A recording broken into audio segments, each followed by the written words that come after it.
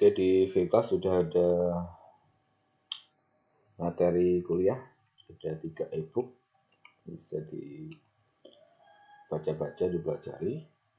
Untuk materi yang pokoknya kita ngambil dari yang paling atas ini, Programming with C++.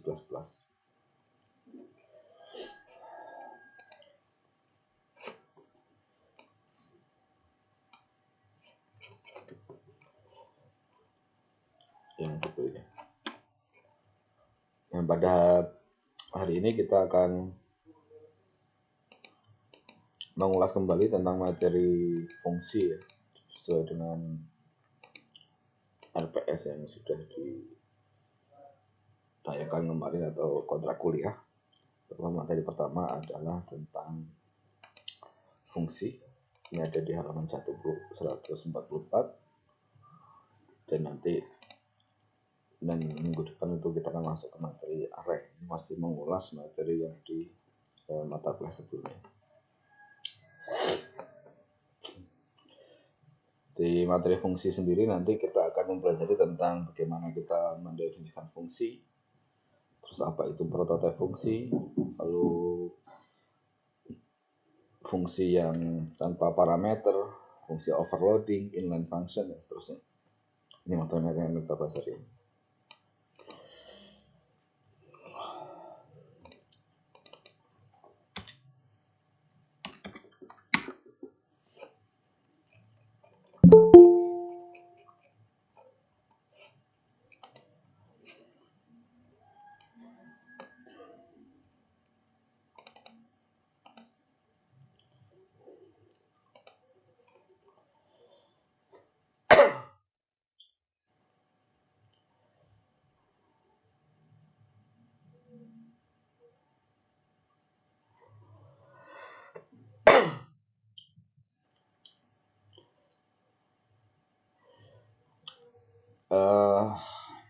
Secara umum ya, fungsi itu dibagi menjadi 2 jenis ya, yaitu yang memiliki return value atau di sini dikatakan sebagai return type function.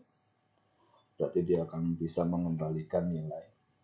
Dan fungsi yang tidak memiliki return value di sini dinamakan dengan void function. Jadi kalau fungsi yang tidak mengembalikan nilai itu namanya void function.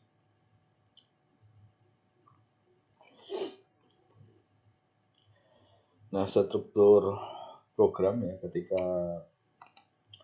kita membuat sebuah program, lalu kita ingin membuat fungsi gitu ya, strukturnya setidaknya seperti ini. Di sini adalah struktur program C++. Di bagian atas biasanya kita akan mendefinisikan prototipe fungsi. Fungsi prototipenya dideklarasikan di atas, lalu implementasinya ini berada di bawahnya. Ini dinamakan dengan implementasi fungsi atau function implementation. Nah, kenapa dibuat seperti ini gitu ya? Kenapa enggak fungsi ini taruh aja di atas gitu? Sebenarnya bisa saja kita tanpa membuat prototype langsung kita buat fungsinya ini di atas. Hanya saja nanti si program utama ini akan berada di bawah jauh. Kalau kita membuat program, pengennya program utama itu ada di atas. Nah, dengan cara seperti ini nanti program utama akan selalu di atas. Di atasnya program utama hanya prototipe fungsi. Biasanya ini hanya berisi satu baris. Lalu fungsi besarnya atau implementasinya itu ada di bawah. Kalau kita tidak gunakan prototipe fungsi, terusnya ini nggak ada gitu. Kalau kita buat fungsinya itu ada di bawah, itu yang terjadi adalah fungsi-fungsi ini tidak dapat atau tidak dikenali di program utama. Karena prinsip dari bahasa C itu struktural ya, jadi membacanya dari atas ke bawah. Jadi yang dikenali oleh fungsi main ini adalah fungsi yang berada di atas. Maka kita bikin prototipe untuk memperkenalkan si fungsi ini di program utama. Kira-kira gitu. Nah, ketika kita membuat fungsi lalu di program utama itu ada perintah atau statement yang memanggil fungsi, maka dia akan menjalankan fungsi yang sudah dibuat ini. Setelah dijalankan, maka dia akan mengkalkulasi atau melakukan proses. Kalau dia ada return value-nya, maka nilainya akan dikembalikan ke baris ke sini. Kalau misalkan di dalam fungsi itu memanggil fungsi lain lagi juga sama prosesnya. Dia akan menjalankan fungsi yang misalkan di fungsi yang ketiga gitu. Ini diproses, hasilnya dikembalikan ke baris ke sini dan seterusnya. Ini ada proses untuk ilustrasi bagaimana sebuah fungsi itu bekerja di bahasa pemrograman.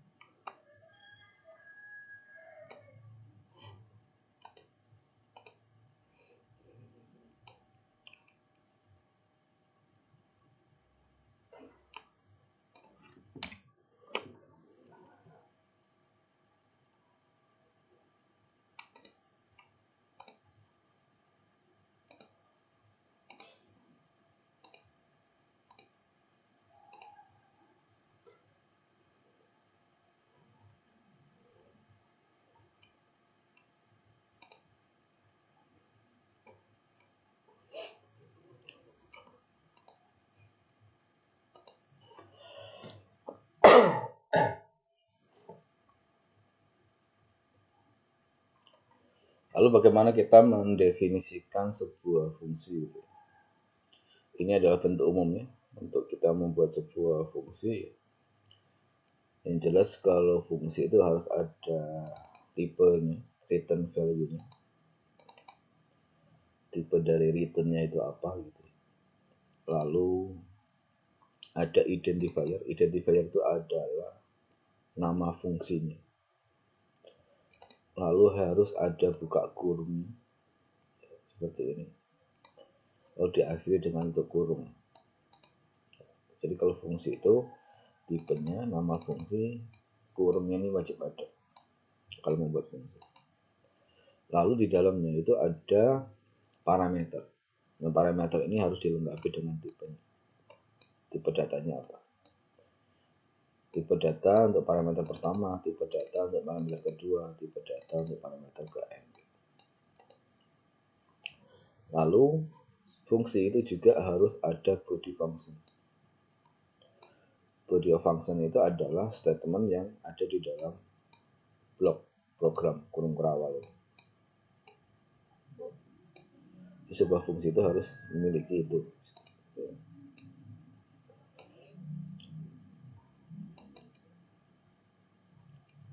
Nah, ini adalah contoh untuk membuat fungsi namanya wait. Fungsi wait ini memiliki 4 parameter. Yang pertama adalah integer, dan float. Ini adalah fungsi wait. Fungsi wait ini memiliki return value double. Nah, return value double ini harus dikembalikan dengan menggunakan statement return. Jadi return ini akan mengembalikan tipe data yang sama dengan tipe dari fungsinya yang dikembalikan oleh di dalam badan program itu harus mengembalikan tipe data yang sudah didefinisikan untuk return untuk tipe dari fungsinya.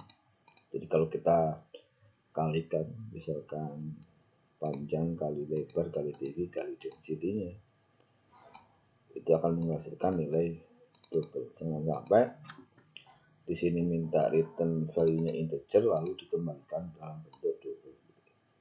Itu kan jadi masalah. Ya. Nah, Apa aturan yang harus dipahami ketika kita membuat fungsi harus diikuti? Yang pertama ini, ya semua parameter itu harus berada di dalam kurung.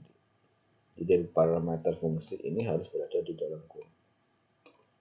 Jadi enclosed in the parenthesis. Jadi kita nggak bisa membuat fungsi tanpa kurung, ya harus ada kurung. Dan dipisahkan dengan koma. Untuk memisahkan parameter tadi, ini harus menggunakan koma, bukan titik koma. Nah, semua tipe dari setiap parameter itu harus dideklarasikan secara masing-masing atau individually.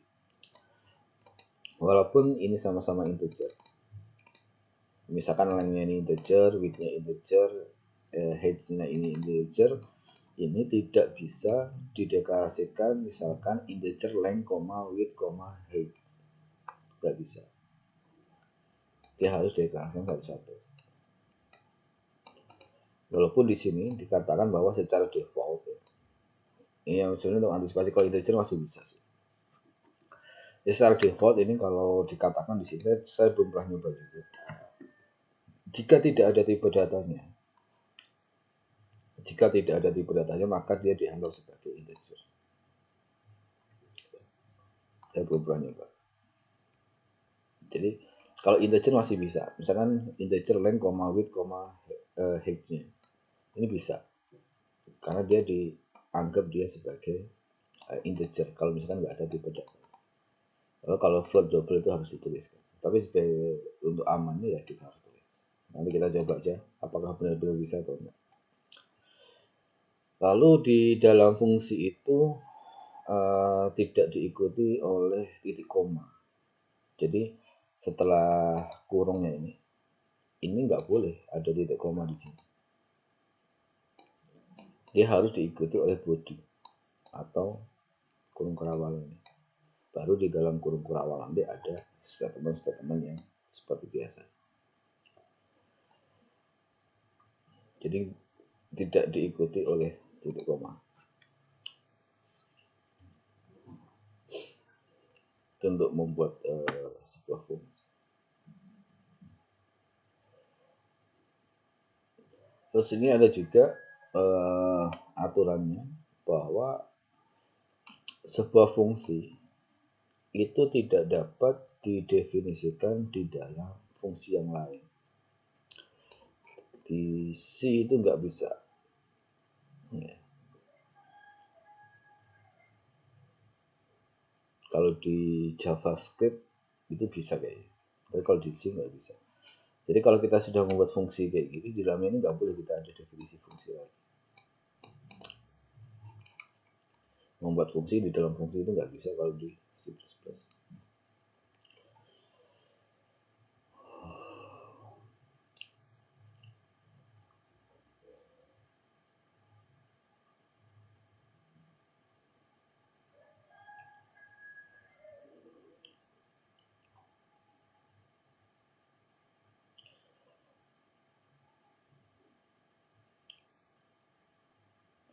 Ini seperti yang diilustrasikan di atas tadi. Ini prototype, ini berada di atas main dan definisi ditaruh di bawahnya. Ini kita bikin prototype dulu, baru di function definitionnya atau implementasinya ada di bawah. Kalau ini, yang B ini fungsinya ada di atasnya tanpa ada prototype. Ini tanpa ada prototype. Jadi mainnya ini ada di bawah. Kalau fungsinya banyak, mainnya akan ke bawah.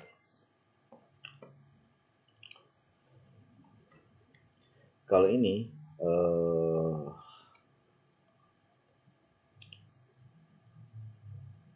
prototype dan implementasinya ini ada di atas semua. Ini nggak masalah. Jadi kita bikin fungsi prototype langsung implementasi lalu program utamanya itu ada di bawah. Itu nggak masalah.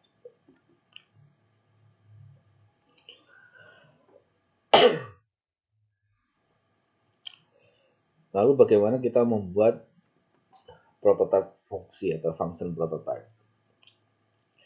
cara membuatnya itu mirip dengan membuat fungsi. Hanya saja di sini, kalau kita perhatikan bahwa tidak ada identifier di dalam parameternya.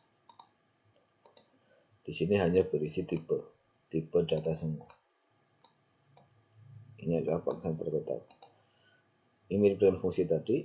Yang pertama, tipe return value-nya apa? Identifier adalah nama fungsinya. Lalu di dalamnya ini adalah tipe data saja, tanpa ada variabel atau identifier untuk variabel. Jadi misalkan contoh, kalau yang fungsi wait tadi, kalau kita jadikan dia prototype, berarti ini double wait, sini cuma integer, integer, float. Lalu diakhiri dengan titik koma. Jadi kalau untuk prototype itu harus diakhiri dengan titik koma. Sedangkan kalau untuk yang definisi dari fungsinya itu nggak boleh ada titik koma.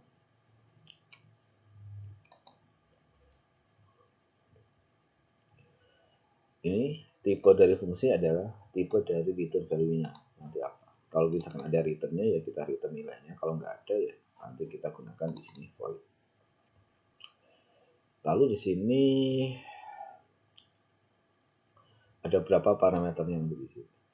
Number of operator of the function. Lalu tipenya dari setiap parameternya. Jadi hanya tipenya saja yang dituliskan di dalam prototype fungsi.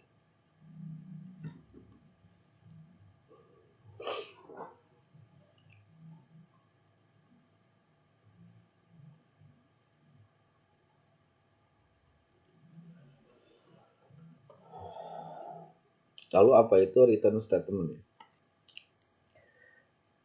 Di sini return statement adalah nilai yang dikembalikan ketika fungsi itu dipanggil.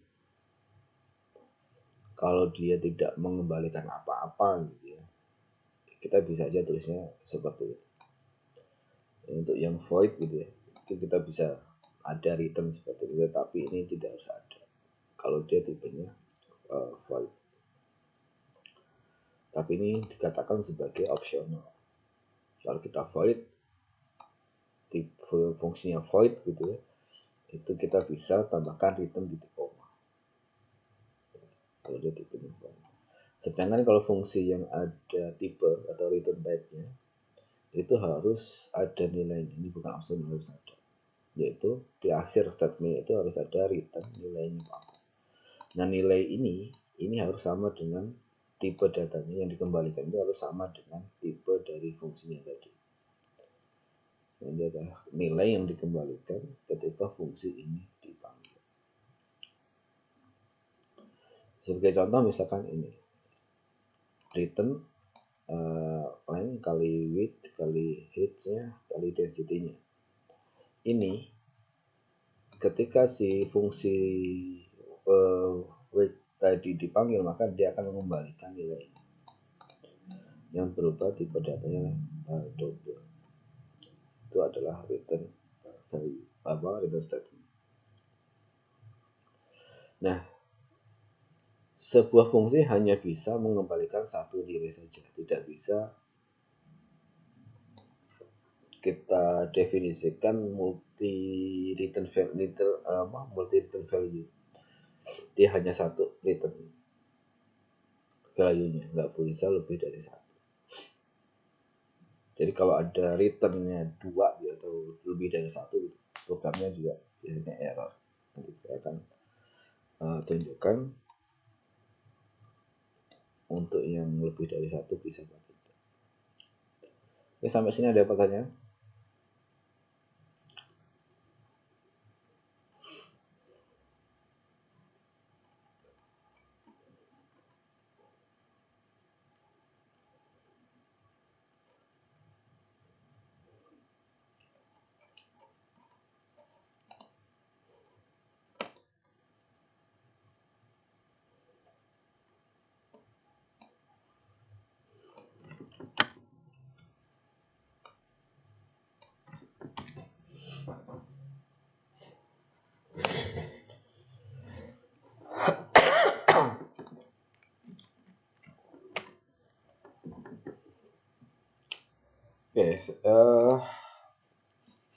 saya akan membuat fungsi yang menghitung berat tadi. Di situ ada apa namanya? Nama fungsinya itu adalah weight tadi dengan return value double. Di sini saya akan membuat prototipenya dulu. Jadi kalau kita membuat prototipenya seperti ini, double, ini beratnya, lalu tadi parameternya kita tulisnya integer, terus lalu ada di sini float. Nah, ini adalah prototipe fungsi. Ya, prototipe dari fungsi namanya weight tadi atau berat, menghitung berat suatu benda. Lalu implementasi dari fungsi ini kita bisa tulis di bawah.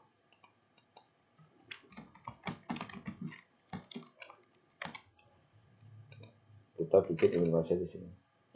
Cara bikin implementasi bagaimana? Ya kita ikutin aja prototipenya seperti apa. Ini kita copy, kita seperti ini, kita harus ada returnnya, kita buat 0 dulu misalnya dulu.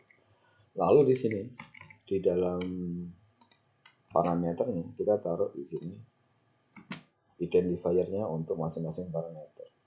Misalkan tadi panjangnya, lalu di sini ada lebarnya, lalu ada tingginya, lalu di sini ada density-nya.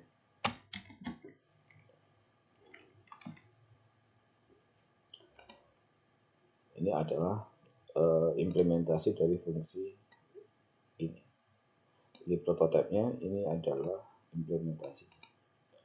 Lalu kita return L dikali W dikali H dikali density.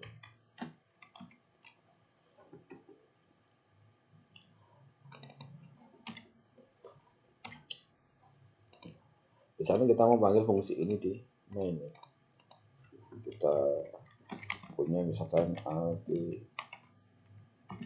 C, dan di sini float D. Lalu kita sin A, B, C, D. Lalu kita cetak.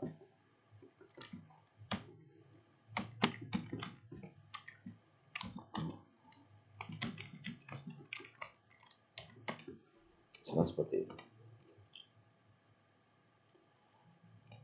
Kita inputkan nilai ABCD-nya, lalu kita hitung beratnya berapa.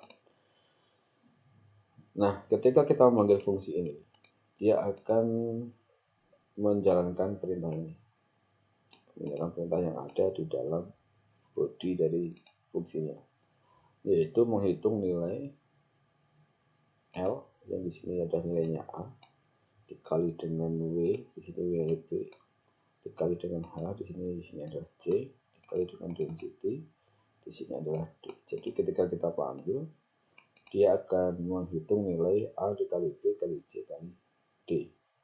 Nah, setelah dihitung, maka dia akan dikembalikan nilainya, dan kita bisa cetak dengan menggunakan cout. Sebagai contoh, misalkan kita punya 2, 3, 4, misalkan ini 0,5. Ini adalah nilai A-nya yang diinput dari sin ini, lalu ini B, ini C, dan ini yang D-nya. Kalau kita coba ini hasilnya adalah 12 seperti ini. Nah, lalu bagaimana kalau misalnya prototipenya tidak ada? Ini saya hapus misalnya. Jadi fungsinya itu implementasi langsung, tapi dia di bawah. Apa yang terjadi ketika tidak ada prototipe fungsinya? Lalu saya jalankan. Nah, di sini akan terjadi kesalahan di mana fungsi weight-nya tadi itu tidak dikenali di program utama. Karena fungsi weight-nya ini ada di bawah program utama. Jadi kalau misalkan kita tidak mau menggunakan prototype gitu ya, maka ini kita pindahkan ke atas. Jadi kalau fungsi ini kita pindahkan ke atas, ini tidak perlu ada prototype. Kalau ini sudah pindah ke atas, ini sekarang sudah bisa dipanggil. Jadi fungsinya prototype tadi untuk memperkenalkan atau mendeklarasikan bahwa nanti di bawah itu ada fungsi yang modelnya seperti ini. Lalu kita bisa membuat fungsinya itu di bawah. Tanpa itu, si fungsi utama ini nggak akan mengenali si fungsi yang dideklarasikan tadi. Lalu misalkan kalau kita ingin membuat fungsi yang void ya, yang tanpa return, itu kita gunakan kata kuncinya misalkan void, misalkan di sini cetak, misalkan seperti ini.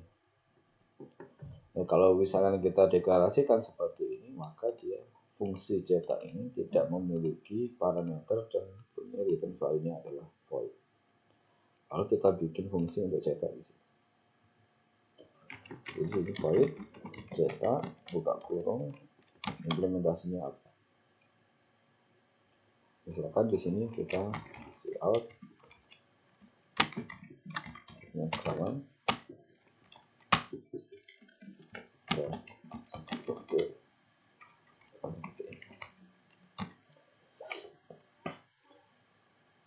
Nah fungsi ini kita bisa panggil di sini, cetak gitu. Atau kalau kita pengen tetap ada returnnya ya kita bisa aja tambahkan return di sini, tapi ini opsional, itu ada di tidak. Karena dia void, dia returnnya cukup seperti ini saja. Ini kalau saya panggil di sini, cetak itu, maka dia akan melakukan ini. Rekaman terstruktur. Saya panggil. Itu ya.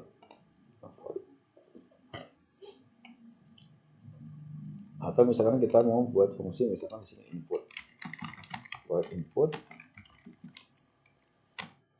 seperti ini bentuknya, lalu kita buat fungsi untuk input kayak sini.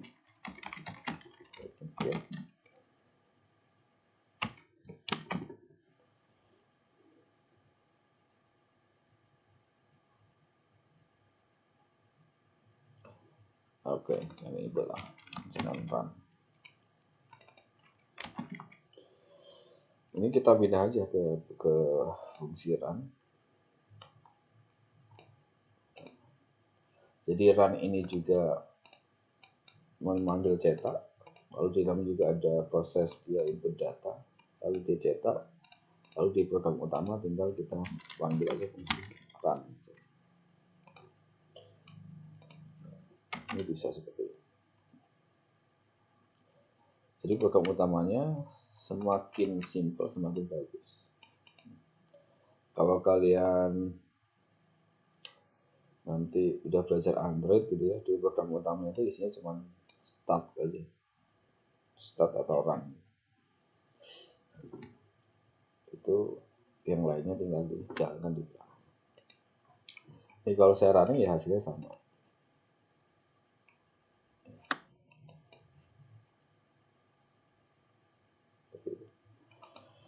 Oke, ada yang mau ditanyakan?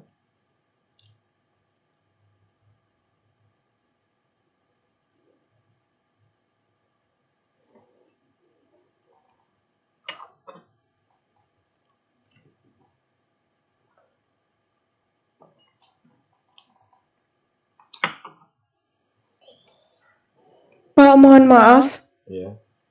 Saya boleh minta penjelasan ulang dari return statement tadi nggak? Apa yang kurang jelas kira-kira? Tadi di bagian jurnalnya itu. Tadi terlalu cepat, Pak. Dari mulai pengertian dan lain-lain. Oke. Jadi return statement adalah nilai yang dikembalikan oleh fungsi ketika fungsi itu dipanggil. Itu ada return statement. Dan di sini tadi di contohnya kita memiliki fungsi wait yang mengembalikan nilai double. Maka si fungsi wait ini harus mengembalikan nilai double. Ini kalau kita lihat gitu ya, ini integer kali integer kali integer kali float, ini bisa ditampung di double. Seandainya pun tidak double, ini juga bisa kita ganti dengan float, nggak masalah. Tapi karena kita prototipenya double, maka di sini juga harus double. Ini adalah return statement. Sebagai contoh lagi, kalau misalkan kita punya fungsi, misalkan integer, misalkan sum integer, integer. Ini adalah fungsi sum, di mana nanti kita harus membuat fungsi di bawah sini di implementasinya, bahwa parameter itu harus integer. Jadi kita buat integer, sum integer a misalkan, atau z integer y misalnya. Kalau ini returnnya, ini harus tipe bilangan yang integer. Ini tadinya misalkan z plus y. Nah, ini ada return statement. Yang dikembalikan nilainya ini sesuai tipe datanya. Misalkan integer ditambah integer kan hasilnya integer. Kita nggak bisa misalkan di sini double dikembalikan ke integer. Mungkin nggak ada masalah, tapi program nggak akan normal jalannya. Nah, return statement ini hanya boleh satu return di dalam satu program ini. Contohnya misalkan kalau ini saya return lagi di sini, return misalkan z gitu ya. Karena z ini adalah integer, maka bisa juga dikembalikan ke integer. Tetapi karena sudah ada di atasnya, maka kita tidak boleh lagi melakukan return lagi di bawah. Ini kalau saya panggil di pertemanan gitu ya. Misalkan saya panggil di sini cout, ini sum a, b. Sum a, b ini berarti nanti hasilnya adalah 2 ditambah 3 harusnya. Tapi karena masih ada kesalahan, maka biasanya komentarnya unread error. Oh, ini nggak masalah ya.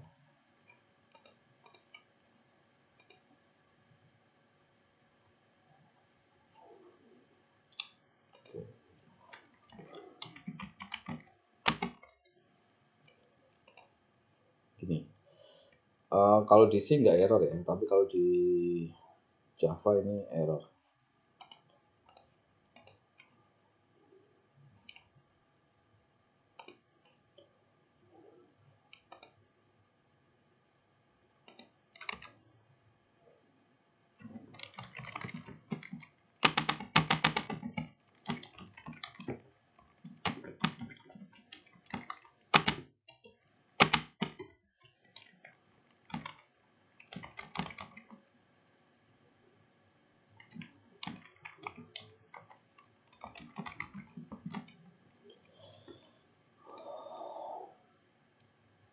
Nah ini, kalau di Java dengan membuat fungsi seperti ini kita akan terjadi kesalahan error unreachable statement. Jadi statement di nomor 4 ini nggak akan tercapai karena dia udah berhenti di 3. Unreachable statement. Nah kalau di C ternyata dia tidak dikasih pesan error, hanya saja memang statement ini nggak dijalankan. Kenapa nggak dijalankan? Seharusnya kalau secara prosedural gitu ya, maka statement yang harus dijalankan adalah yang terakhir. Misalkan ada nilai A sama dengan 2, lalu di bawahnya itu A sama dengan 3, maka yang dipakai itu yang A sama dengan 3 karena dia yang terakhir dipanggil. Tetapi kalau di return, ketika sudah dipanggil returnnya ini, maka dia akan keluar dari fungsi ini dan tidak melanjutkan ke bawah. Nah, sehingga baris ke-16 ini tidak mungkin tercapai. Baris ini nggak mungkin dijalankan karena sudah berhenti di baris ke-15. Hanya saja kalau di C tidak dibuat pesan error.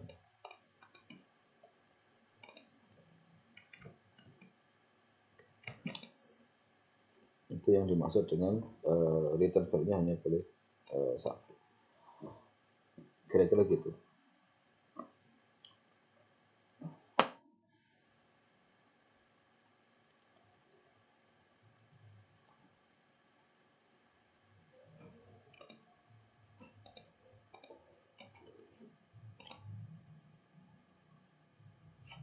Kalau yang C++.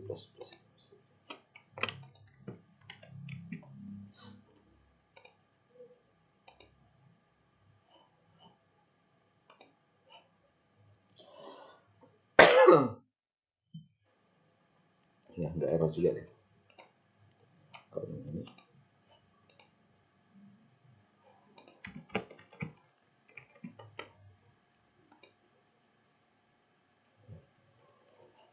ternyata kalau di C nggak ada errornya, kalau di Java dia error. Jadi ini nggak perlu ya, program ini nggak perlu karena nggak mungkin dijalankan. Tetapi cuman di C nggak dikasih pesan.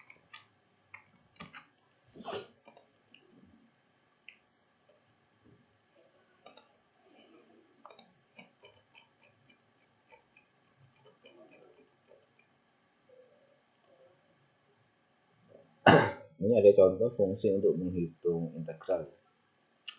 Jadi kalau kita mendekati secara numerik gitu ya, bagaimana kita menghitung integral, ini ada yang namanya trapezoidal rule. Jadi integral A sampai B fx dx itu sama dengan H dikali setengah kali F0 plus F1 terus sampai plus setengah kali Fn dimin NH pangkat 3 per 12 dan seterusnya. Ini adalah pendekatan numerik untuk menghitung integral. H itu apa? H adalah B min A per N. Nah, N ini adalah jumlah daerah yang kita misalkan suatu kurva gitu ya, dari A sampai B itu mau kita bagi menjadi berapa daerah, maka N itulah daerah. Nah, H itu adalah jarak masing-masing daerah. Kalau F0 ini adalah sama dengan FA, ini nilai awalnya, dan Fn itu sama dengan Fb ketika F berada di titik B. Fk ini adalah F yang ke K, di mana Fa, F yang batas bawahnya, ditambah K dikali H. Nah, H itu adalah jarak antara X1, X2, X3, dan seterusnya. Ilustrasinya seperti ini.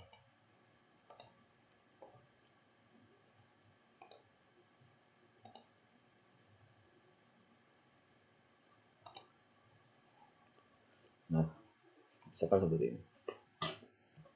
Misalkan kita ingin menghitung integral dari A sama B. Jadi kalau konsep integral itu adalah luas daerah di bawah kurva, di atas 0 gitu ya. Itulah integralnya. Jadi kalau kita ingin menghitung luas ini, itu adalah sama dengan menghitung integral. Nah, maka yang N tadi itu apa? N itu ada jumlah daerah. Banyaknya daerah ini kita mau bagi berapa. Nah, untuk menghitungnya, menghitung dari daerah ini adalah dengan cara kita hitung masing-masing. Caranya bagaimana? Yaitu ini kalau kita anggap saja ini adalah sebuah segi 4 gitu ya, maka luas daerah ini adalah ini, apa ini, lebarnya dikali tingginya. Lebarnya ini adalah H tadi, karena kalau kita bagi menjadi berapa bagian, maka ini H ini adalah hasil baginya tadi. H dikali dengan tingginya. Tinggi ini adalah ininya FA. Jadi ini dikali dengan ini dikali dengan ini. Jadi diasumsikan adalah luasnya ini adalah sebuah segi 4. Jadi kalau sini bisa ini ke sini luasnya. Ini ke sini luasnya. Ini ke sini luasnya. Nah, ini maka terjadi selisih ya. Ada yang enggak kehitung luasnya misalnya. ada yang terlalu banyak ngitungnya. Kalau kayak gini kan berarti kan terlalu banyak ngitungnya, seharusnya nggak dihitung di sini tapi tetap dihitung karena dianggap segi 4. Maka setiap integral itu selalu di bawahnya itu ada nilai J atau konstantanya. Kenapa? Karena itu untuk errornya. Ada daerah yang memang tidak terhitung secara eksaknya, ada J-nya, ada nilai J. Nah, semakin besar nilai N-nya, maka daerah yang tidak terhitung itu akan semakin kecil. Kalau misalkan kita pepetin ke sini, maka yang dihitung cuma segini. Nanti dia pepetin lagi, maka semakin lama semakin banyak N-nya yang kita bagi daerah, semakin mendekati nilai yang sebenarnya, nilai eksak. Nah, maka dari itu pendekatan secara numerik ini nanti akan dibandingkan dengan hasilnya, itu akan dibandingkan dengan secara analitik, secara hitungan manual, hasilnya akan seberapa. Jadi kalau ada selisihnya itu berarti errornya. Kalau errornya sudah ditetapkan misalkan terlalu kecil gitu ya, dan itu terpenuhi, maka pendekatan numerik tadi bisa digunakan untuk menghitung nilai integral. Ini dari trapezoidal dulu. Jadi ini FA dikali dengan H-nya. H-nya itu B dikurangi A dibagi N. Itu jarak antar. Ini ada delta X-nya, delta X atau selisih antara X1 dengan X2, X3 dengan X2, X4 dengan X3, ini adalah delta X. Maka kalau integral itu ada Fx dx. Dx itu delta X. Delta X. Fx itu ya fungsi ke X dikali dengan delta X. Kan gitu. Nah, tanda integral sendiri itu mirip dengan huruf S. Itu artinya sum. Jadi kalau kita perhatikan, tanda integral itu kayak huruf S. Itu artinya sum. Jumlah Fx dikali dengan delta X. Gitu. Secara filosofi, integral itu seperti itu. Nah, di sini untuk pendekatan numerik ini juga sama. Ini adalah delta X-nya tadi. Delta X itu hanya beda antara jarak X1 dengan X2 itu deltanya atau hanya. Lalu di sini dikalikan dengan fungsinya yang sudah dijumlahkan. Maka dia akan mendapatkan nilai dari integral itu. Nah, untuk implementasinya ya nggak susah. Kalau udah kita tahu formulanya seperti ini, ya kita tinggal implementasikan di sini. H tadi adalah B min A per N. Kita jadikan H di sini B min A per N. Udah ketemu H-nya. Sumnya di sini. Ini untuk yang daerah yang sebelah kiri dan sebelah kanan. Kenapa B kali B? Karena kita hitung di sini adalah integral X kuadrat. Ini fungsinya adalah X kuadrat. Kalau fungsi yang lainnya disesuaikan di sini. B dikali B karena dia X kuadrat, A dikali A. Ini untuk menghitung yang ini. Setengah F0 dan setengah Fx dibagi 2. Ya, baru nanti kita menghitung yang di tengahnya, F1 sampai N-1. Nah, kita sudah ketemu, udah tahu jumlah yang kiri sama kanannya, kita udah hitung. Baru kita nanti jumlahkan yang di sini. Jumlah yang di sini kita looping saja. Sampai K-nya sama dengan 1, sampai K lebih kecil dari N. 1 sampai N-1. Lalu di sini X-nya adalah A plus K dikali H, ya, bertahap. X-nya itu. X-nya adalah A plus K dikali H. Misalkan gini. X1 A ditambah H dikali 1. H dikali 1 ya A plus H X1. A dikali ditambah A ditambah 2 dikali H, jadi X2. Ini hanya kan 2. A ditambah 2 kali H, maka jadi X2. Dan seterusnya. Dan dikali nilai fungsinya. H dikali dengan Fx. X1 dan X2. Maka hasilnya seperti ini. Tambahkan terus. Nah, F-nya itu apa? X kali X. Karena dia X kuadrat tadi. Secara kita hitung manual, integral dari 2 sampai 4 X kuadrat itu hasilnya adalah 18,66 secara analitik. Kalau kita gunakan pulpen gitu di alat-alat gitu ya, hasilnya ini. Lalu setelah kita buat kode program ini dengan n sama dengan 100 gitu ya, maka nilai integralnya adalah 18,668, beda dikit. Ini errornya adalah 0,0002. Tapi kalau n-nya kita tambah lagi, dia akan lebih bagus lagi.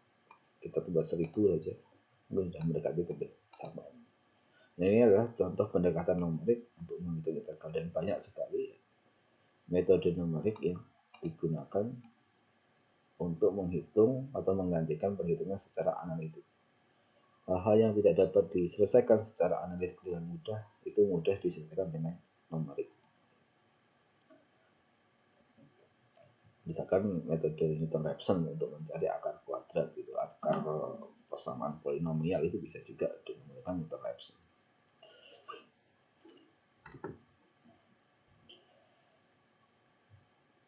Ini fungsi dengan empty parameter list. Jadi fungsi yang tidak ada parameternya, seperti tadi dicontohkan, itu bisa juga dituliskan seperti ini. Di dalamnya ada void-nya. Itu sama aja kalau kita tulisnya seperti ini. Fungsi cetak tadi, pokoknya nggak ada parameternya gitu ya. Cetak run ini kita bisa tambahkan di dalamnya ini void. Misalkan sini cetak void unvoid, ini boleh, atau memang nggak usah ditulis nggak apa-apa, ini juga kita tambahkan void di sini. Kalau kita running ya hasilnya sama. Jadi fungsi yang tidak ada parameter kita bisa tambahkan di dalamnya void, atau bisa pilih yang kosong, run juga boleh, nggak masalah. Di sini tidak ada voidnya, lalu di bawahnya kita kasih void juga nggak masalah. Dan fungsi kosong tidak ada parameternya, dan untuk yang returnnya void juga tidak hanya kita gunakan void. Lalu materi saja adalah function overloading. Function overloading adalah fungsi yang namanya sama tetapi memiliki parameter yang berbeda. Itu namanya fungsi overloading. Jadi kalau kita membuat fungsi di C itu boleh namanya sama, tidak harus beda. Ketika kita membuat fungsi dengan nama yang sama, berarti kita melakukan namanya overloading fungsi. Sebagai contoh di sini ada 3 fungsi. Di sini namanya produk. Produk yang pertama itu mempunyai 3 parameter, integer. Dengan return value-nya adalah integer. Ini adalah fungsi yang pertama, ada 3 parameter, namanya produk. Fungsi yang kedua itu namanya juga sama, produk, integer, tapi parameternya cuma 2, yaitu integer dan integer. Return value-nya adalah integer. Produk sama produk namanya sama, tapi beda parameter, itu namanya overloading, fungsi overloading. Kalau ada fungsi ketiga yaitu double produk, namanya sama-sama produk, tetapi di sini parameternya integer dan double. Kalau dia fungsinya integer dan double dan kembaliannya double, ini sudah beda parameternya, tapi namanya sama. Ini juga proses overloading fungsi. Syaratnya namanya sama, beda parameter. Saya akan contohkan untuk yang produk ini. Jadi kita bikin prototipenya, integer, misalkan ini produk. Ini integer yang pertama,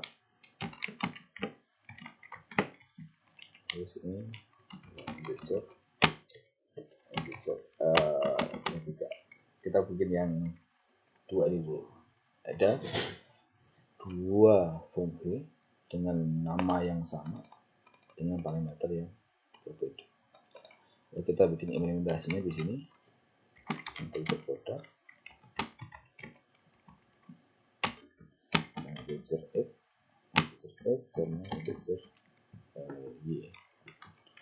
Lalu kita return di sini produk x dikali y, lalu kedua integer product integer x, integer y, integer z. Lalu di sini returnnya adalah x dikali y dikali z. Nah, ini adalah fungsi produk dengan namanya sama persis ya. Ini adalah proses overloading. Jadi ketika kita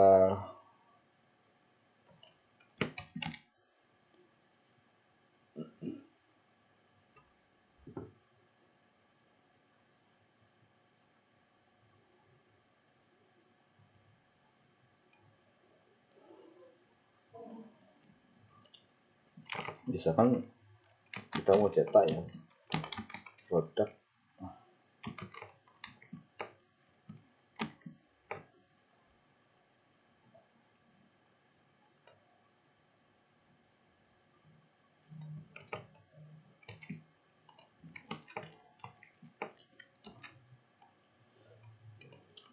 A, B gitu, maka dia akan mengembalikan hasil perkalian A, B. Artinya dia memanggil fungsi yang ini. Dia akan mencari bentuk fungsi yang cocok yang mana itu yang akan dipanggil. Ketika kita panggil integer, maka dia akan memanggil fungsi yang integer, integer. A dikali B, A-nya 2, B-nya 3, jadi dia 6.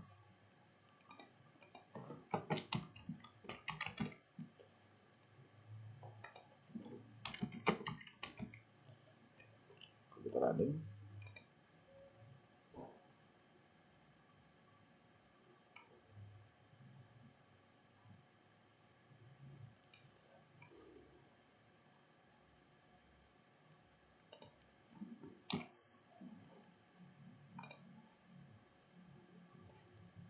Nah, lalu kalau kita produknya yang kita panggil adalah ya 3 parameter, maka dia akan menjalankan yang ini. 24. Lalu apa yang terjadi ketika parameter yang kita masukkan adalah tidak integer semua gitu. Padahal kita hanya punya fungsi kan integer. Kita masukkan misalkan A, D. Nah, D-nya di sini adalah double atau float. D-nya di sini float. Sedangkan yang kita punya itu saya kasih double aja. Yang kita punya adalah integer, integer. Apa yang terjadi kalau kita panggil A, D? Apakah dia akan menggunakan fungsi yang ini atau tidak? Kita lihat di sini A dikali D. D-nya 0,5, A-nya 2. Kita running.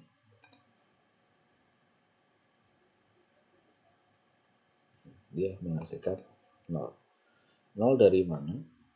Ternyata di sini tidak ada pesan error ya. Berarti ini dijalankan. 0 itu dari mana? Yaitu A nilainya adalah 2. Lalu di sini D. D ini akan diambil integernya. Nilai integer dari D adalah 0. Nilai integernya di sini 0. Jadi A dikali 0, A-nya 2 dikali 0 itu 0.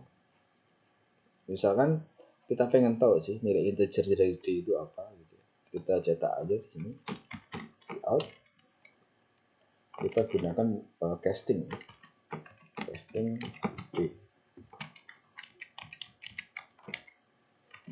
Casting D ke integer. Jadi mengubah tipe data itu namanya proses casting. Dari double ke integer itu namanya casting. Kalau dari integer ke double itu namanya promotion. Nah, cara casting bagaimana ya, kita gunakan seperti ini. Nah, Lalu kita pilih yang di casting apa.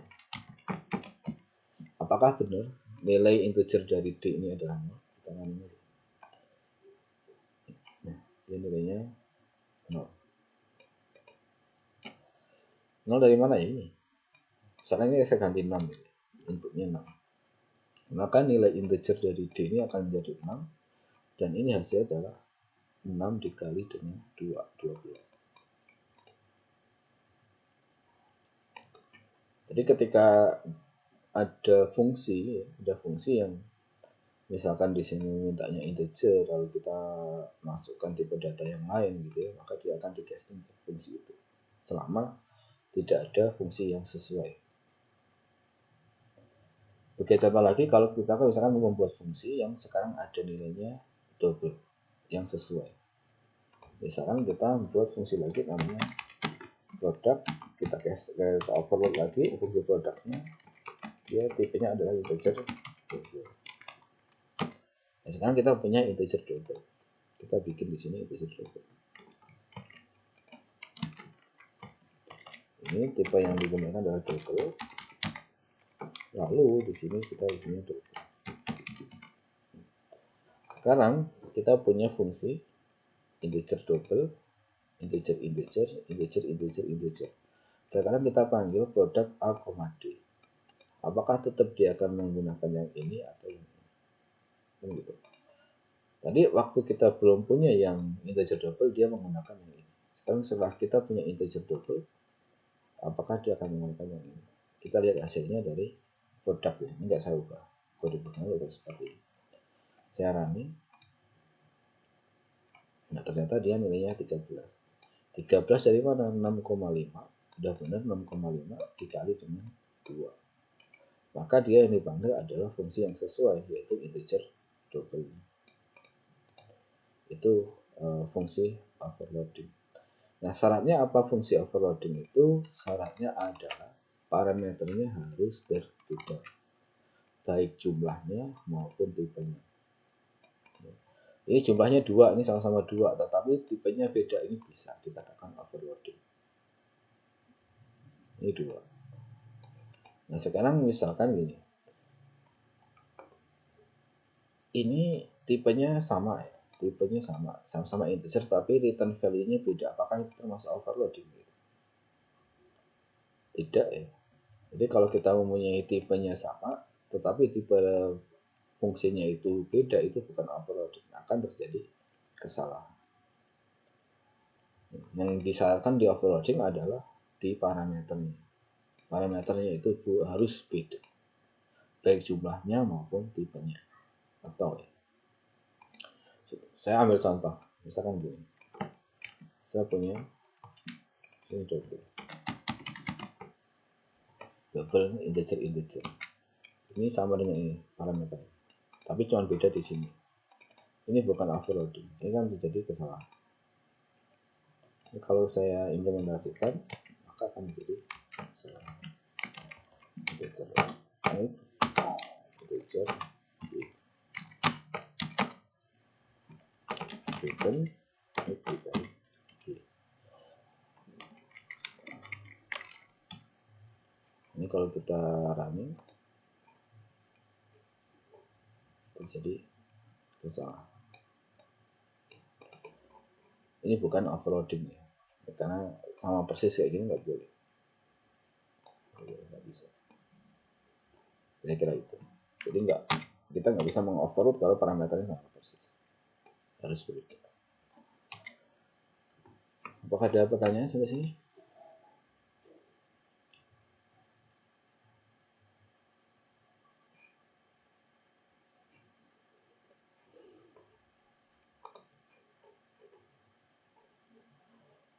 Lalu yang selanjutnya adalah inline function. Kita bisa gunakan kata kunci inline. Untuk apa gitu? Jadi kata kunci inline ini digunakan untuk menyisipkan baris.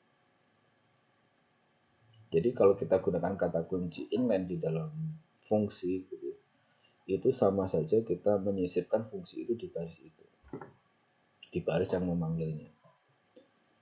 Karena ketika fungsi sudah kita buat, biasanya ya kalau kita nggak menggunakan kata kunci inline, maka dia akan menyimpan fungsi itu di memori.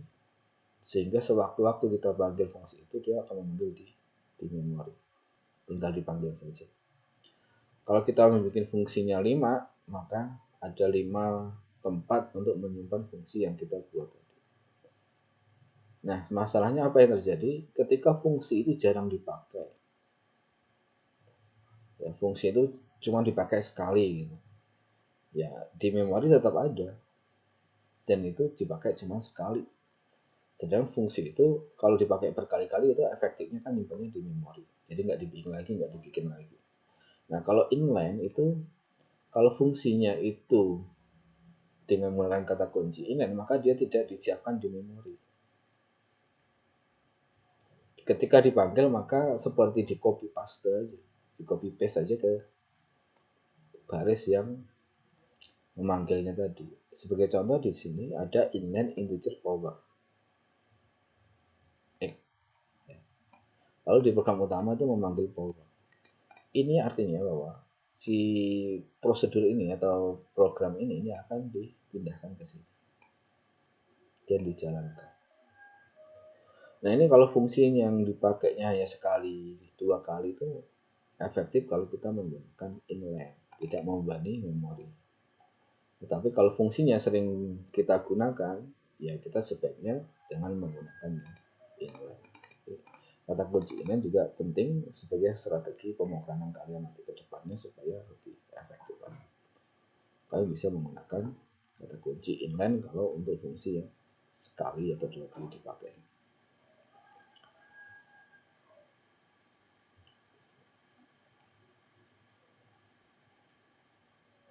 Lalu kita juga bisa mendefinisikan fungsi dengan menggunakan directive define. Jadi di C itu ada yang namanya directive preprocessor ya. Salah satunya directive preprocessor yang selalu kalian gunakan adalah include.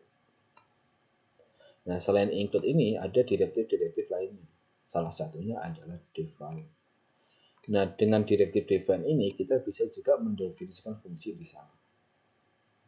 Kita bisa menggunakan directive define untuk mendefinisikan sebuah fungsi. Nah, define ini biasa digunakan untuk mendefinisikan suatu konstanta. Tapi kita juga bisa mendefinisikan ini untuk mendefinisikan fungsi. Sebagai contoh misalkan ini. Di sini ada define max. X, Y di mana dia akan mengembalikan nilai X atau Y. Kalau misalkan yang lebih besar X, dia akan mengembalikan nilai X.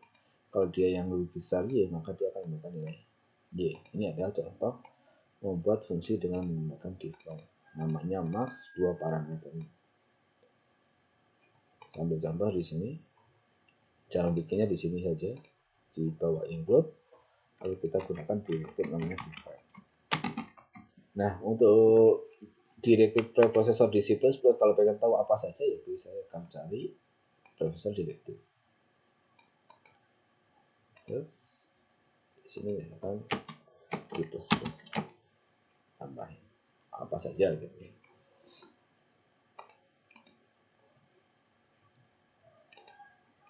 Ini banyak ya. Ada define, ada if and def dan seterusnya gitu. If def, if and if ini ada directive bisa kita gunakan. Ya, semakin advance kalian menguasai bahasa C gitu, maka directive ini kedepannya akan kalian butuhkan. Jadi biasanya untuk mempermudah dalam membuat program, lalu untuk menyimpan nilai-nilai yang standar gitu kita gunakan ya define, directive dan seterusnya. Oke, ini contoh kita misalkan kita membuat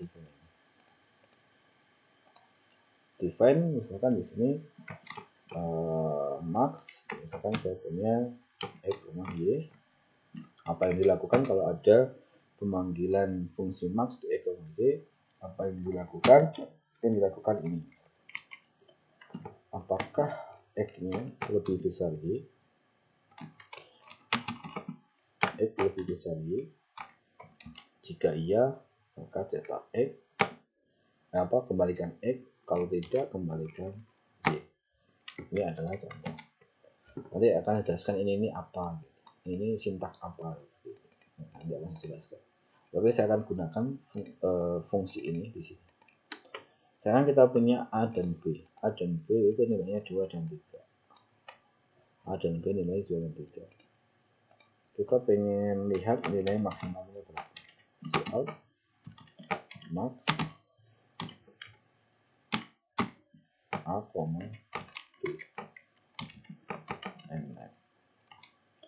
A, B. A-nya 2, B-nya 3. Maksimumnya berapa? 3. Berarti fungsi max ini sudah jalan di sini. Kita bisa gunakan. Bikinnya di sini. Ini. Contoh lagi, misalkan kalau kita mau mendefinisikan fungsi sum tadi, ini kita pindah saja. Fungsi sum ini kita pindah. Ini saya hapus. Yang di sini saya hapus. Ini saya hapus. Lalu ini saya hapus. Oke. Ini nanti saya ganti dengan sum. Misalkan fungsi sum kita definisikan. Define sum misalkan X, Y. Nah, yang ditentukan adalah apa? X plus Y. Nah, untuk yang statement direktif ini jangan menggunakan titik koma. Tidak ada titik koma.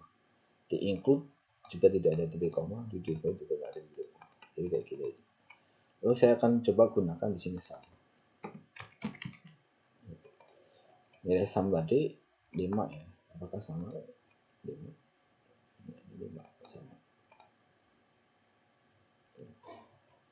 Nilainya sama 5. Jadi kita bisa gunakan ini untuk mendefinisikan sebuah fungsi di divide. Nah, divide ini bukan hanya untuk mendefinisikan fungsi ya, bisa itu mendefinisikan konstanta. Misalkan define nilai C misalkan 0,0027 C besar ya.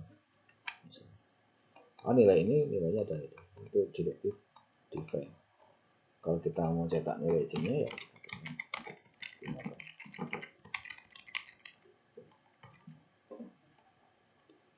kami ya. Nah, itu define ya, bisa digunakan juga untuk mendefinisikan fungsi.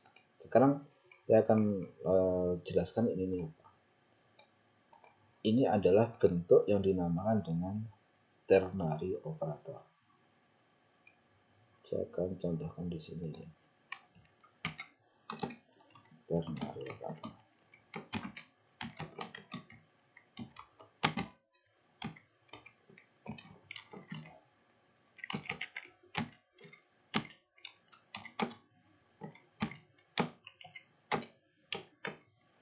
Nah, ternary operator itu ada 3 blok ya. Blok pertama adalah Boolean condition,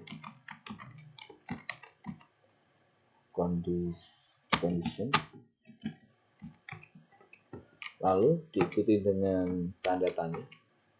Blok yang kedua ini adalah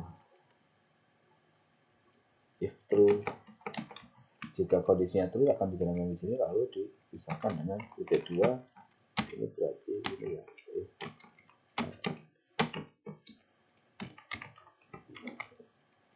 Ini ternary operator. Jadi di blok pertama ini berisi kondisi suatu nilai boolean.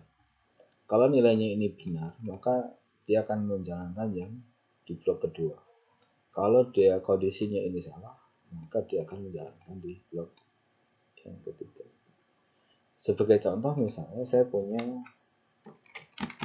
double nilainya variabel hasil. Lalu hasil ini sama dengan, misalkan saya bandingkan nilai A dan B, boleh pakai kurung boleh enggak, A lebih besar B. Apakah A lebih besar B? Kalau A lebih besar B, maka yang nilai hasilnya adalah C.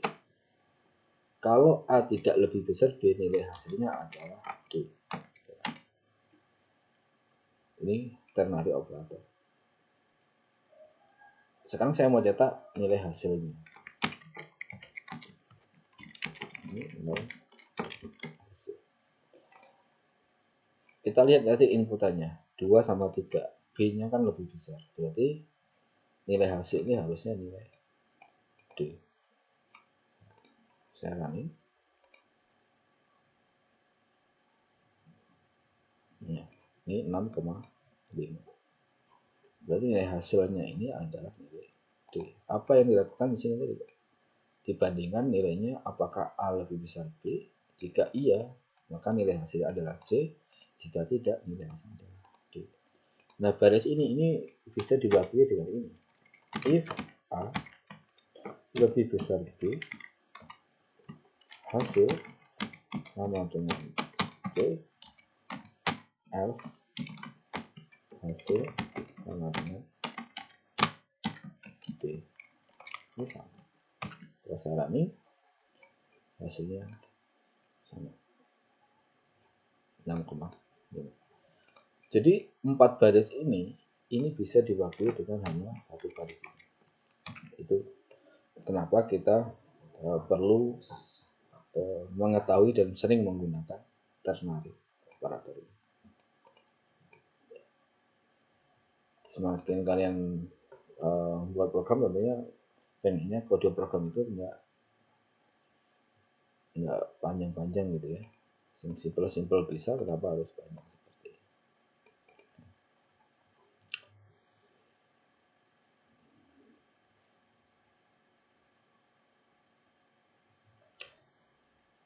Misalkan kita mau udah itu nanti aja kita lakukan, materinya masih banyak.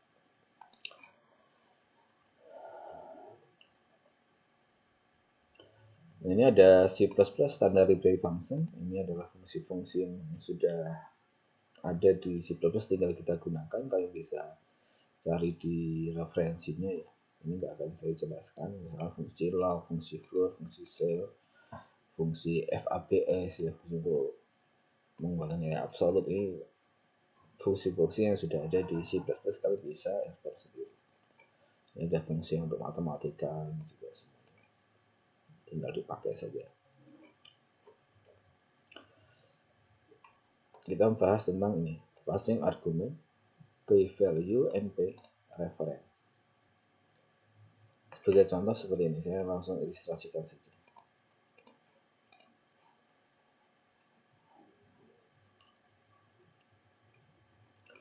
Saya punya fungsi misalkan di sini namanya upah, void upah integer. Void upah integer di sini isinya adalah seperti ini. Void upah integer x. Lalu di sini nilai x-nya saya ubah x sama dengan x plus 2. Atau statement ini bisa diwakili dengan x plus sama dengan 2. Ini artinya sama. X sama dengan x plus 2. Ya. Ini fungsi ubah. Nah, sekarang saya pengen mengubah nilai dari A. Nilai A tadi di sini 2. Saya akan panggil, apakah kalau secara logika ya, kalau kita masukkan misalkan ubah A. Sini ubah A. Maka nilai A ini akan dijalankan, A-nya dimasukkan ke fungsi ubah. A sama dengan A plus 2. A-nya akan jadi 4 secara logika. Tapi kita lihat sekarang di sini apakah nilai A-nya ini jadi 4. Kita lihat ini di sini. Nilai A-nya apakah sudah menjadi 4. Ya, ini. Tapi di sini masih 2. Nilai A masih 2.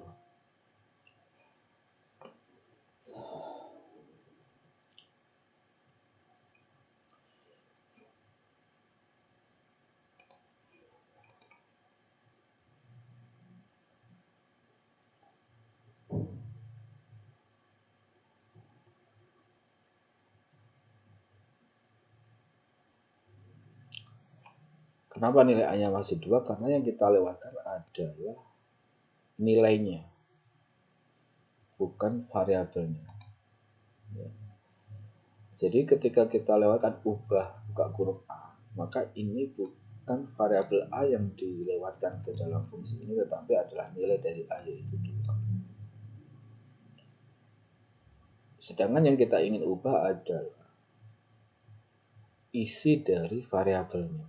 Maka yang kita lewatkan harusnya variabelnya, bukan dari nilai. Jadi kalau kalian punya piring, di atasnya ada nasi, maka yang dilewatkan di sini dia adalah nasi. Piringnya ya tetap sama, tidak ada perubahan. Yang kalau kita mengubah nasi tadi menjadi misalkan bubur gitu ya, maka yang kita lewatkan di dalamnya itu adalah si piringnya, bukan nasi.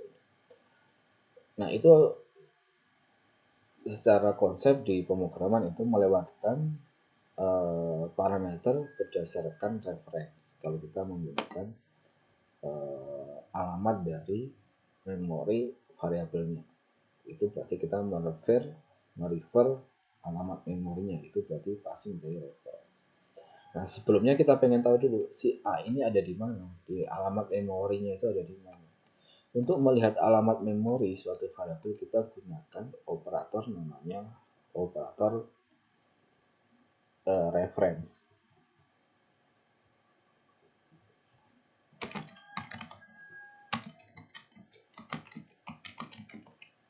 Operator reference itu apa simbolnya? Simbolnya adalah dan. Nah kita pengen tahu A ini ada di mana. Kita gunakan operator di sini dan. Ini berarti kita akan mencetak alamat atau lokasi dari variabel A itu di memori di lokasi keberapa. Nanti ada operator yang namanya operator di reference.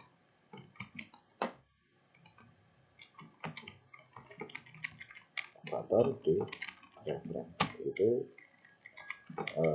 simbolnya adalah bintang. Ini akan kita bahas yang ini di materi pointer. Nah, kita pengen tahu alamat dari A ini.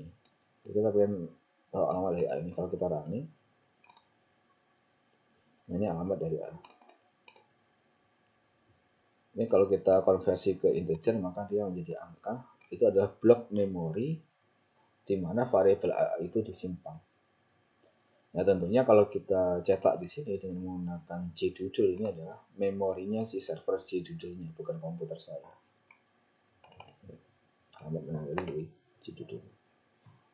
Nah, ini adalah alamat dari A. Kita udah tahu nih cara melihat alamatnya. Berarti kita bisa melewatkan tuh si memorinya tadi ke dalam parameter suatu fungsi. Ya, bisa dengan operator reference juga gitu. Maka di dalam fungsinya kita harus melewatkan dia sebagai reference. Maka di sini kita tambahkan dan.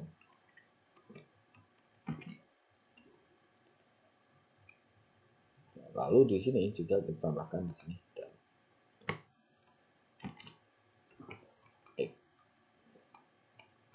Nah sekarang kita udah panggil ubah. Apakah sekarang ini ubahnya tak tahu sini dulu. Lalu sini saya nilai A-nya, lalu sini saya cetak nilai A-nya. Ini alamat dari A, ini nilai A-nya. Lalu saya copy ke bawahnya. Ini sebelum diubah, ini setelah diubah. Apakah nanti alamatnya masih sama? Apakah nilainya berbeda? Kita lihat. Ya, ini alamat A.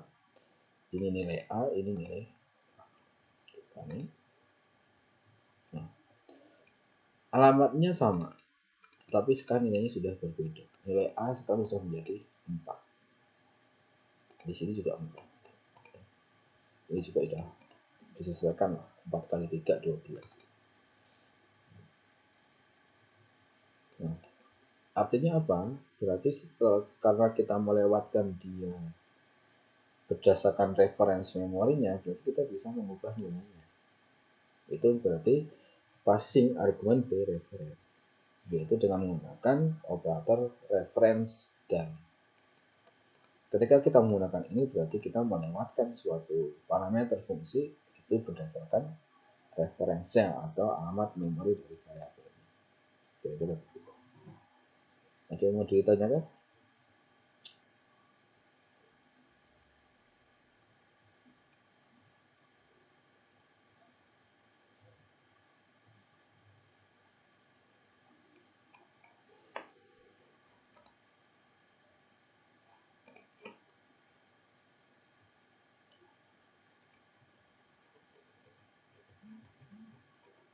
Oke. Yang selanjutnya adalah fungsi rekursif. Fungsi rekursif secara umum itu adalah fungsi yang memanggil dirinya sendiri.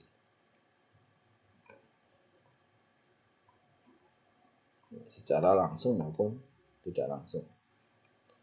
Jadi ketika ada fungsi yang memanggil diri sendiri berarti dia adalah fungsi rekursif. Sebagai contoh misalkan kalau kita ingin membuat program faktorial. Ya enaknya kita looping misalkan dari 1 sampai 5 kita kalikan i-nya. Itu udah bisa. Kita menggunakan fungsi untuk mengalihkan hasil loopingnya. Itu untuk menghitung faktorial. Tetapi kalau kita telaah lebih dalam lagi, bukankah faktorial 5 itu sama dengan 5 dikali 5 faktorial itu bukankah sama dengan 5 dikali 4 faktorial? 4 faktorial bukankah itu sama dengan 4 dikali 3 faktorial? Kan gitu.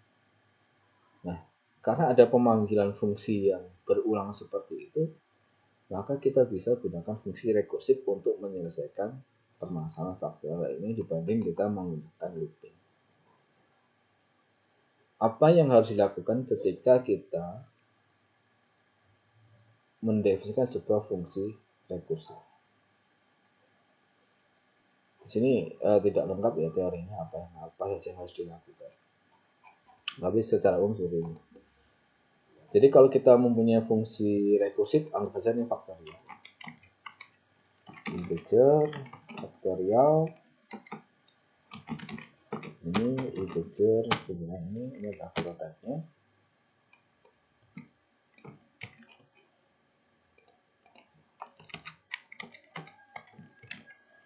Cara n gitu ya. Yang harus pertama dilakukan ketika kita ingin membuat fungsi rekursif ya, kita yang pertama adalah tentukan base ya, base dari fungsi. Base itu apa? Adalah kondisi di mana pemanggilan berhenti. Lalu yang kedua, ada statement program yang mengarah ke base. Ini inti dari penggunaan fungsi rekursif atau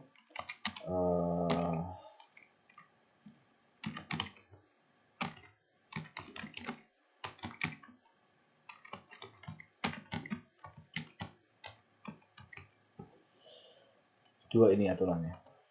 Pertama kita membuat fungsi faktorial. Base-nya apa sih faktorial itu?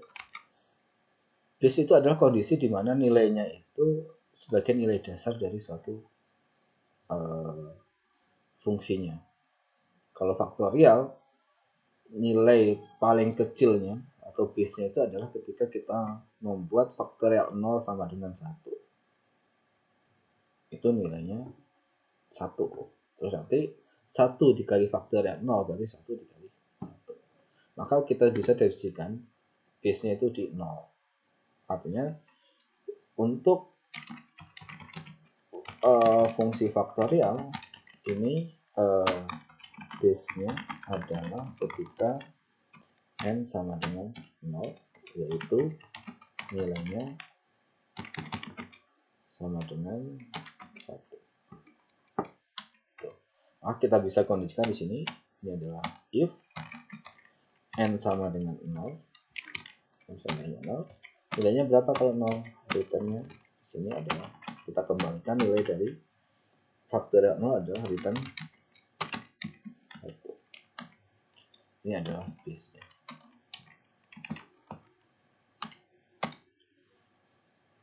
Ketika kita sudah tahu base-nya, berarti bagaimana caranya supaya n ini menuju ke base-nya. Harus ada statement yang mengarah ke sana, yaitu yang 2. Artinya kalau kita punya base-nya ke 0, berarti n itu harus menuju ke 0. Kalau enggak ya nggak bisa. Jadi kalau dia nggak sama dengan 0, apa yang dikembalikan adalah return n dikali dengan faktorial n min 1. Nah, n-nya misalkan 4, maka dia 4 dikali faktorial 3. Faktorial 3 berarti 3 dikali faktorial 2. Faktorial 2, 2 dikali faktorial 1. Faktorial 1, dia berarti 1 dikali faktorial 0. Faktorial 0 berapa? 1. Kan gitu. Maka dia akan dikalikan terus sampai dia menuju ke base-nya. Sudah sampai base-nya berarti dia sudah bisa dihitung. Nah, ini untuk yang fungsi faktorial dengan menggunakan rekursiv seperti ini. Ada fungsi faktorial, dia memanggil dirinya sendiri di bodinya atau di badan fungsinya. Ini kalau saya gunakan untuk menghitung faktorial yang C, misalnya di sini, cout faktorial C gitu ya. Ini n-line.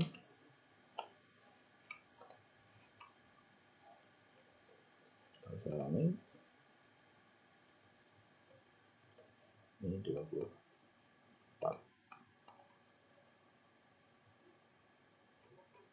4 dikali 3 kali 2. 4 kali 3, 12. 12 dikali 2, 24. Faktorial dari 4 itu adalah 24. Faktorial dari C itu fungsi rekursif.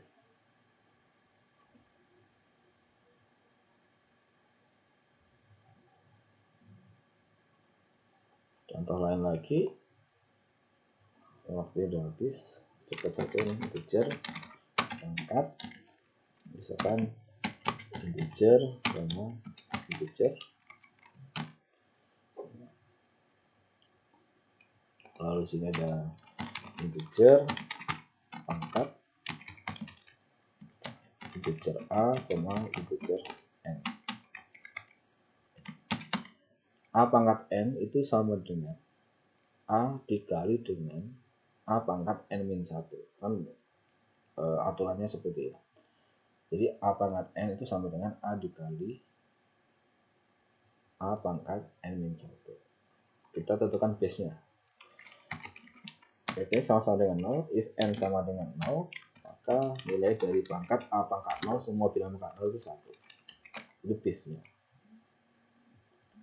Ya, a pangkat 0 sama dengan 1. Selainnya, kalau nggak sama dengan 0, return a dikali dengan pangkat, ini rekursif lagi, a, n min 1. Ini adalah fungsi rekursif untuk menghitung a pangkat n. 4 pangkat 2. Berarti 4 dikali a pangkat 1. Atau ini misalnya nih, 4 pangkat 3 aja. 4 pangkat 3. Ini 4. 4 dikali dengan 4 pangkat 2. Kan a pangkat 4 pangkat 3 sama dengan 4 dikali 4 pangkat 2. 4 pangkat 2 sama dengan 4 dikali 4 pangkat 1. Dan seterusnya. Nah, kalau kita gunakan 2 pangkat 3, a pangkat b, a, b, maka dia hasilnya 2 pangkat 8.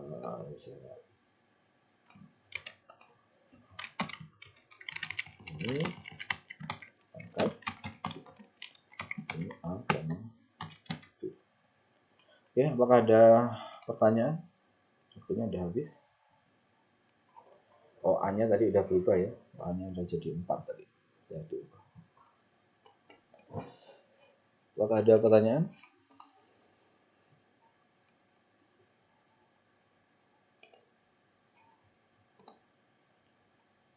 Kalau tidak ada, silahkan di-upload catatan perkuliahannya.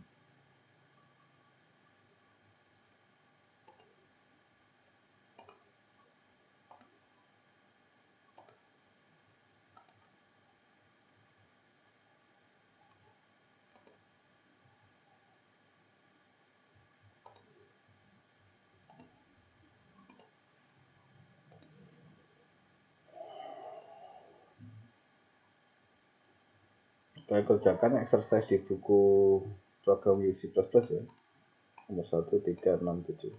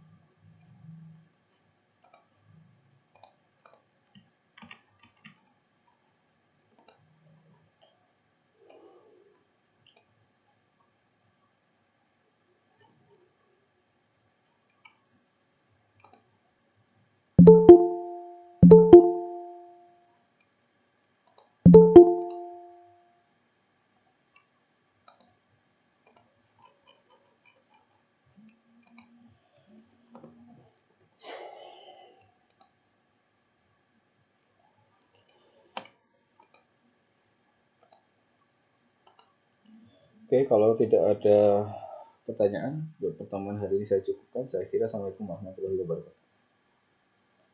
Waalaikumsalam warahmatullahi wabarakatuh. Terima kasih Pak.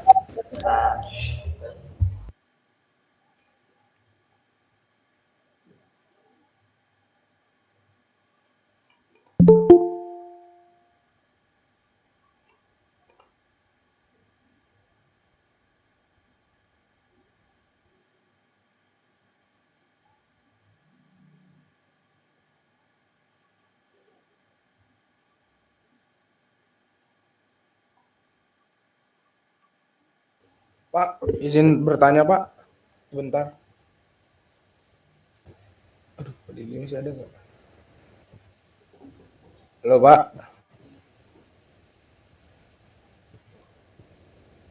Nggak ada.